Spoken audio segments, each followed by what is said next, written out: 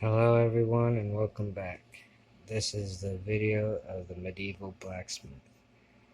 It is so cool looking in the picture, but it's even cooler in person built. This is what it looks like.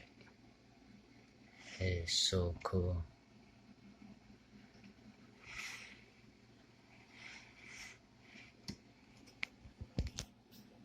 Push this in and that lights up.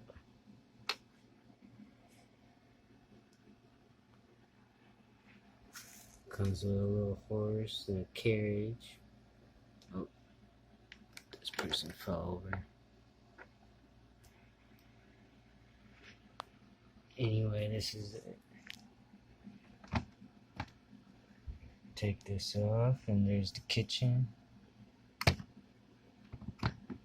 And then down there is the work area. And up here is the bedroom. But anyway, if you'd like to know more about it, just comment. But make sure to subscribe and hit the notification bell for future videos. Thank you. Have a good day.